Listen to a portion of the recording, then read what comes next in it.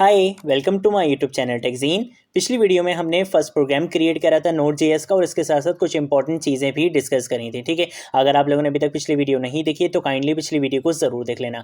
इस वीडियो में हम बात करेंगे कोर मॉड्यूल्स के बारे में। कोर मॉड्यूल्स क्या होते हैं, कैसे हम कुछ कोर मॉड्यूल्स को यूज़ कर सकते हैं Node.js में, इन सारे इंपॉर्टेंट कॉन्सेप्ट्स को हम इस वीडियो में डिस्कस करेंगे। ठीक है, तो सबसे पहले काम ये करते हैं कि मैं इस फाइल को यहाँ पे कर दूंगा क्लोज और यहाँ पे आके मैं एक न्यू फाइल क्रिएट करने वाला हूँ। मेरे टॉपिक का क्या नाम है आज, कोर मॉड्यूल्स। तो मैं यहाँ पे फाइल भी किस नाम से बना लूंगा, कोर मॉड्यूल्स .js के नाम से मैं यहाँ पे एक फाइल बना लूंगा। ठीक है, आप अपनी फाइल का नाम कुछ भी रख सकते हो। मैं फाइल का नाम टॉपिक से रिलेटेड सिर्फ इस वजह से रख रहा हूँ क्योंकि मुझे आपको सोर्स कोड गिटहब पे प्रोवाइड करना होता है। तो वहां पे जाकर आपको अगर किसी भी वीडियो का सोर्स कोड चाहिए हो, आप वहां पे कंफ्यूज ना हो।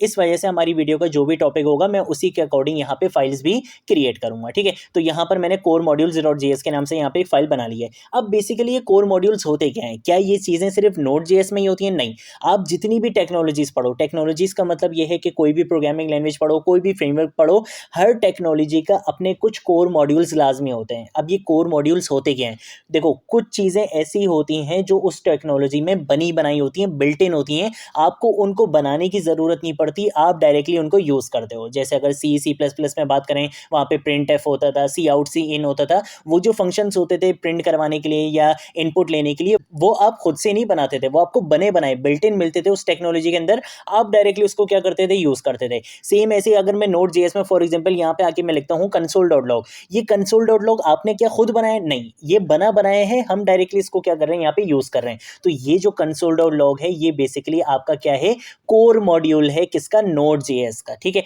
अब एक क्वेश्चन आप मुझसे ये पूछ सकते हो कि भाई कितने कोर मॉड्यूल्स होते हैं, क्या सारे कोर मॉड्यूल्स हमें याद करने की जरूरत है? नहीं, सारे याद करने की जरूरत नहीं है। जैसे जैसे आप सारी चीजों को पढ़ते रहोगे वैसे वैसे आपको आइडिया होता रहेगा कि किस कोर मॉड्यूल को हम कहाँ पे यूज करते हैं, क्या इसका यूजेज होता है, सारी चीजें आपको कवर हो जाएंगी। सब पर हम क्या करेंगे, सेपरेट वीडियो में बात करेंगे और बहुत अच्छे से प्रैक्टिकल एग्जांपल्स के साथ सीखेंगे। ठीक है, इस वीडियो में जस्ट आपको एक ओवरव्यू देना है कि कोर मॉड्यूल्स बेसिकली होते क्या हैं, आपको आइडिया हो जाए। ठीक है, अब फॉर एग्जांपल अगर आपने किसी भी कोर मॉड्यूल के बारे में देखना है कि भाई इस टाइप का कोई कोर मॉड्यूल मेरे पास Node.js में अवेलेबल है या नहीं, वो कहाँ से देखोगे? आपने सिंपल क्या करना है, आप यहाँ पे आओ, यहाँ पर आने के बाद आप चले जाओ Node.js की अपनी ऑफिशियल वेबसाइट पे। ठीक है, जैसे ही आप यहाँ पे आओगे आपके पास एक ऑप्शन आ जाता है डॉक्स का, आप इस पे क्या करोगे, क्लिक करोगे, ये Node.js की अपनी डॉक्यूमेंटेशन ओपन हो चुकी है और यहाँ पे ये साइड में जितनी चीजें आ रही हैं ये बेसिकली क्या है, कोर मॉड्यूल्स हैं आपके Node.js के। ठीक है, ये बफर हो गया या आपके पास ये कंसोल, आप यहाँ पे देख सकते हो कंसोल मिल गया। ठीक है, आप इस कंसोल के जितने भी यहाँ पे फंक्शंस होते हैं वो सारे आपको यहाँ पे देख सकते हैं। इसके साथ साथ आप यहाँ पे इवेंट्स देख सकते हो, फाइल सिस्टम देख सकते हो। ठीक है, फाइल सिस्टम में आपको भी यूज भी करके दिखा दूंगा।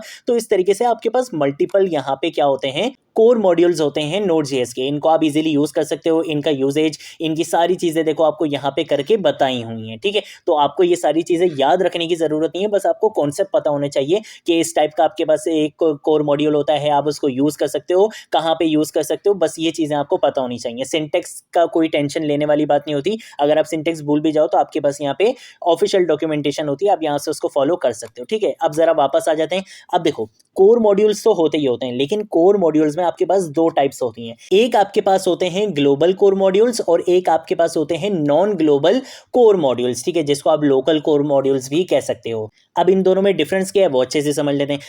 ग्लोबल कोर मॉड्यूल्स आपके पास वो कोर मॉड्यूल्स होते हैं जिनको यूज करने के लिए आपको उनको इंपोर्ट नहीं करवाना पड़ता। जैसे अभी अगर मैंने यहाँ पे console.log लिखा है, क्या मुझे इसको इंपोर्ट कराने की जरूरत पड़ी है? नहीं, मैंने इसको डायरेक्टली यहाँ पे यूज कर लिया। तो ये जो console.log हो गया, ये आपके पास क्या होता है, ग्लोबल कोर मॉड्यूल होता है। अब आप बोलोगे यार नॉन ग्लोबल की भी एक एग्जाम्पल दिखा दो, तो चलो वो भी देख लेते हैं। मैं यहाँ पे क्या करूंगा, मैं यहाँ पे आके यूज करने वाला हूँ फाइल सिस्टम को। फाइल सिस्टम आपके पास ग्लोबल नहीं होता है, फाइल सिस्टम आपके पास नॉन ग्लोबल कोर मॉड्यूल होता है। तो इसको आपको सबसे पहले क्या करना पड़ेगा, इंपोर्ट कराना पड़ेगा। बेस्ट प्रैक्टिस ये रहती है कि जितनी भी चीजें आप इंपोर्ट कराओ वो आप टॉप पर करवाओ, बिल्कुल स्टार्टिंग में करवाओ। अगर आप इसको यहाँ पे भी करवाओगे तब भी चीजें चल जाएंगी, लेकिन बेस्ट प्रैक्टिस क्या है कि आप सबसे इसको टॉप पे इंपोर्ट करवाओ। ठीक है, तो उसके लिए मैं यहाँ पे क्या करूंगा, कॉन्स का कीवर्ड लिखूंगा। यहाँ पे आके आप अपना कोई भी वेरिएबल का नाम दे सकते हो, कोई भी इंस्टेंस का नाम आप यहाँ पे दे सकते हो। जैसे फॉर एग्जाम्पल मैं यहाँ पे दे देता हूँ माई फाइल। ठीक है, इक्वल टू यहाँ पे आके मैं क्या लिखूंगा, रिक्वायर्ड लिखूंगा। ओहो, मुझे यहाँ पे क्या लिखना है, रिक्वायर्ड लिखना है। तो मैंने यहाँ पे इस तरीके से रिक्वायर्ड लिख लिया। इसके अंदर मैं यहाँ पे बताता हूँ कि मुझे किस मॉड्यूल को इंपोर्ट करवाना है। मैंने यहाँ पे बोला कि मुझे एफएस को यहाँ पे क्या करना है, इंपोर्ट कराना है। एफएस का मतलब क्या है, फाइल सिस्टम वाले कोर मॉड्यूल को मुझे यहाँ पे इंपोर्ट करवाना है। तो यहाँ पे जो फाइल सिस्टम वाला कोर मॉड्यूल था वो इंपोर्ट हो चुका और इसका मैंने इंस्टेंस किस नाम से क्रिएट करा है, माई फाइल के नाम से क्रिएट करा है, ठीक है। अब ये इंस्टेंस का क्या मतलब है, इंस्टेंस का मतलब ये है कि आपने क्या करा है, फाइल सिस्टम का एक इंस्टेंस बना दिया माई फाइल के नाम से। अब ये माई फाइल क्या कर सकता है, उन सारे मेथड्स को, उन सारे फंक्शंस को एक्सेस कर सकता है जो किस कोर मॉड्यूल के अंदर है, एफएस के अंदर है, यानी कि फाइल सिस्टम के अंदर है, ठीक है। फॉर एग्जांपल अगर मैं यहां पर आता हूं, मैं यहां पे आगे लिखता हूं माई फाइल और उसके बाद मैं लिखूंगा डॉट। जैसे ही मैंने डॉट लिखा, देखो यहां पे इसने कितने सारे यहां पे मुझे मेथड्स दिखा दिए हैं। ये मेथड्स किसके अंदर हैं, ये मेथड्स होते हैं आपके पास एफएस कोर मॉड्यूल के अंदर, ठीक है। तो फॉर एग्जांपल मैंने यहां पे यूज करना है राइट फाइल सिंक को। ये बेसिकली क्या करता है, आपके पास एक फाइल क्रिएट करेगा और उसके अंदर कोई भी टेक्स्ट लिख देगा, ठीक है। जैसे फॉर एग्जांपल मैं यहां पे एक फाइल क्रिएट करना चाहता हूं, कोर मॉड्यूल्स डॉट टीएक्सटी के नाम से मैं यहां पे एक फाइल क्रिएट करना चाहता हूं और इसके अंदर मैं टेक्स्ट क्या लिखना चाहता हूं, मैं यहां पे लिखना चाहता हूं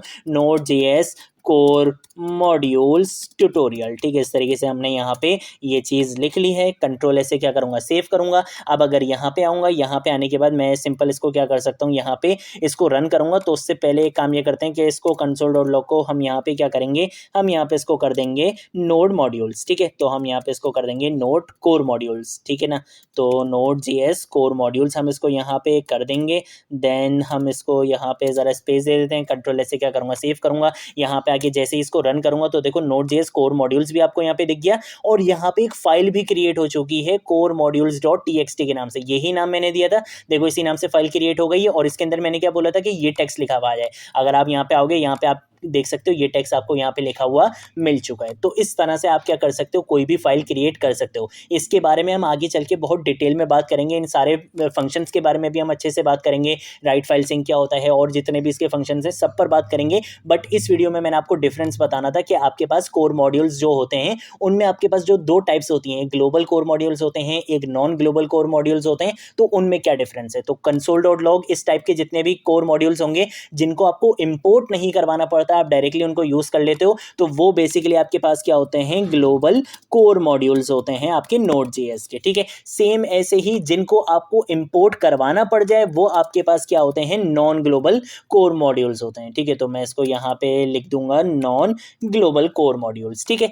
अच्छा, अब इसको यूज करने के ना आपके पास एक तरीका और भी होता है। आपको यहाँ पे मतलब बार बार इसको लिखने की जरूरत नहीं है। आप चाहो तो आप डायरेक्टली इसको यहाँ पर भी इंपोर्ट करवा सकते हो। मतलब अगर आपने किसी फंक्शन को भी साथ में इंपोर्ट करवाना है ना, तो वो भी आप इजीली कर सकते हो। जैसे फॉर एग्जांपल मैं क्या करूंगा, इसके नाम को यहाँ पे कंट्रोल सी करूंगा और यहाँ पे आऊंगा। यहाँ पे आके मैं बोलूंगा कि भाई एफएस के अंदर से आपने किसको इंपोर्ट करवाना है, राइट फाइल सिंक को इंपोर्ट करवा देना है। अब माई फाइल का यूज करते हुए मैं डायरेक्टली क्या कर सकता हूँ, फाइल क्रिएट कर सकता हूँ। मुझे बार बार इस फंक्शन का यूज नहीं करना पड़ेगा क्योंकि इसकी जो पावर थी वो डायरेक्टली मैंने किसको दे दी है, इस माई फाइल को दे दी है, ठीक है। तो अब एक फॉर एग्जांपल मैं इसको यहाँ पे कंट्रोल स्लैश से यहाँ पे कमेंट करता हूँ और यहाँ पे आने के बाद मैं नेक्स्ट लाइन में आऊंगा। यहाँ पे आके मैं डायरेक्ट क्या करूंगा, माई फाइल लिखूंगा। यहाँ पे आके मैं डायरेक्टली क्या कर सकता हूँ, पैरेंथेसिस लगा सकता हूँ। मुझे राइट फाइल सिंक लिखने की जरूरत नहीं है। और इसके अंदर का जो काम था मैं इसी चीज को यहाँ पे क्या करूंगा, कंट्रोल सी करूंगा। यहाँ पे आके कंट्रोल वी से इसको पेस्ट करूंगा। इस फाइल को मैं यहाँ पे अभी क्या कर दूंगा, डिलीट कर दूंगा, ठीक है। और अब क्या करूंगा, कंट्रोल एस से सेव करूंगा। यहाँ पर आऊंगा, यहाँ पे आके इसको जैसे ही रन करूंगा तो आप यहाँ पे देख सकते हो मेरी दोबारा से वो फाइल क्रिएट हो चुकी है और इसके अंदर वो टेक्स्ट भी